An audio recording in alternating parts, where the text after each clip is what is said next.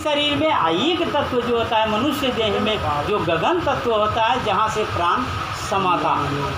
हम सारे लोगों के जितने हैं, तो छोटा छोटा बच्चे होंगे, आप देखे होंगे छोटा सा बच्चा जो होता है उसमें जो है बच्चे को जब पैदा होता है तो उसका देखेंगे तो तारू जो है खाली रहता है, देखे हैं ना, और उस पर चलती रहती है धूप, लेकिन 6 महीना के बाद अपने आप धीरे धीरे जुड़ जाती है। वही दरवाज़ा 10वां दरवाज़ा है, उसी को खोला जाता है जब परमात्मा का नाम मिलता है।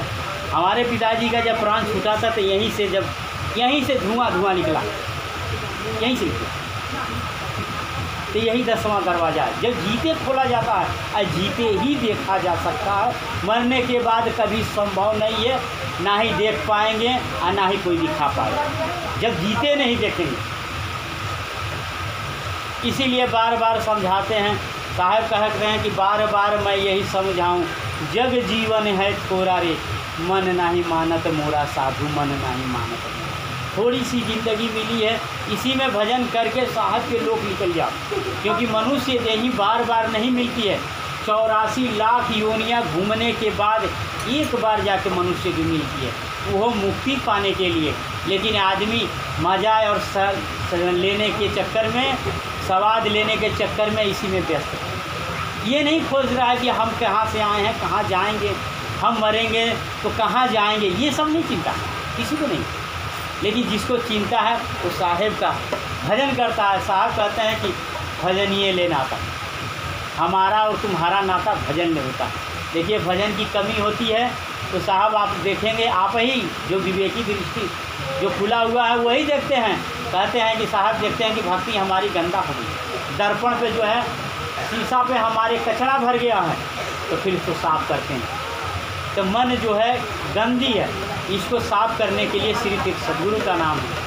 कहा जाता है कि कबीरा खड़ा बाजार में लिया लुकाठा हाथ, और जो घर जा रहे अपना तो चले हमारे।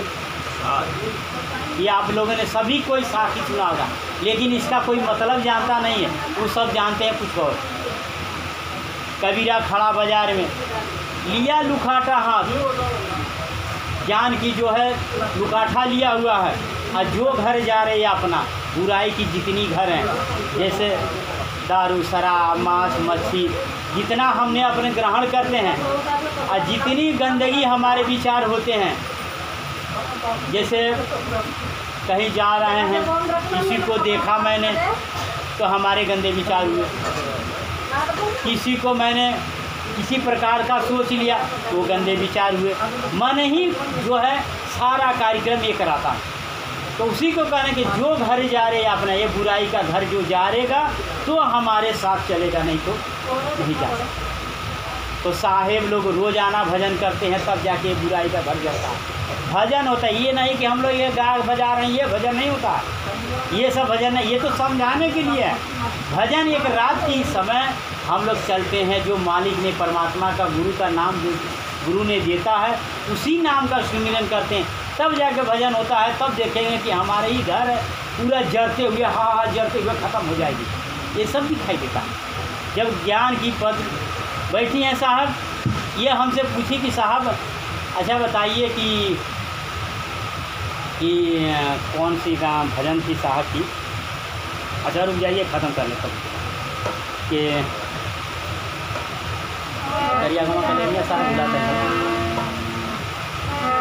दरिया गाँव नहीं कि सेवा करब दिन रात, नहीं के सेवा करब निरस रात, नहीं कि सेवा करब दिन रात, नहीं कि सेवा करब दिन रात,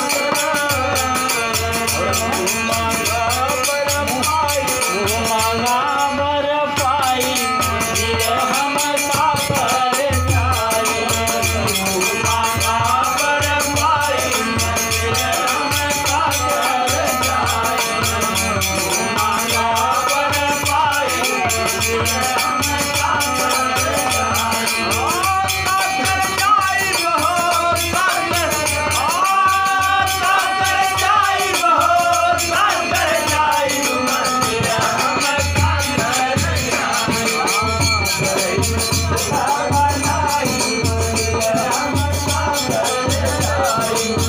अरे बनाई हम शंकर जाई। उन्हीं का सेवा करब हम नित दिन राति, माई बाप का सेवा, सास ससुर का सेवा करब। अब मांगा बर पाइब, मांगल बर पाइब, जितना आशीर्वाद हमको देंगे वही हमारा पुण्य बन के मिलता है। लेकिन हम लोग अपने कर्म कांड के चक्कर में हम लोग फंसे हुए हैं। हम लोग जिस दिन सोच लेंगे कि नहीं हमको सेवा माँ बाप की करनी है, माता पिता की सेवा करनी है, गुरु की सेवा करनी है। आप ही बताइए, जब माँ जब बच्चे को जन्म देती है तो क्या बच्चा जो है पैदा होते ही सीख लेता है सब? नहीं न सीखता है, 6 महीने के बाद ही तो सीखता है। तब उसको माँ बाप कहने को ढंग सिखाते हैं, माँ बाप उसको चलाने सिखाने के लिए ढंग सिखाते हैं। तो माँ बाप ही सब कुछ सिखाते हैं, तो क्यों नहीं माँ बाप की हम पूजा करें, क्यों नहीं माँ बाप की सेवा करें? जब हम स्कूल में जाते हैं शिक्षा लेने के लिए तो गुरु हमको पढ़ाते हैं, गुरु उस लायक बनाते हैं, कैसे कलेक्टर है, एसपी कप्तान तक बना देते हैं। लेकिन एक बार भी गुरु की पाँव छूने नहीं जाते हैं। मंदिर में जाएंगे चादर चढ़ा देंगे, मज़ार पे जाते हैं चादर चढ़ा देते हैं, चुनरी चढ़ा देते हैं, सारा चीज़ चढ़ा देते हैं। लेकिन एक जो मास्टर पढ़ाया है, आपको लिखाया है, उसको चादर चढ़ाने में क्या, एक पैंट शर्ट देने में भी लाज लगती है। लेकिन यही हमारे दुख का कारण होता है। एक गुरु जो होता है, जो हमारे आने और जाने मरने से ये छुटकारा दिलाता है, और दूसरा कोई नहीं होता। वो जो सद्गुरु होते हैं, जो सब कुछ पार करने वाले होते हैं, हम आपको सबको पार करने वाले वही हैं। क्योंकि मनुष्य देह ही एक एकलौता ऐसा धारी है जो कि इसमें मुक्ति मिल सकती है, अन्यथा नहीं मिल सकती। इसी में जो करना है कर लीजिए। फिर आगे साहब कहते हैं कि गुरु हमारे बानियाँ बैठल करें व्यापार, अब बिना डंडी पिन पाल रहा तौले जग संसार।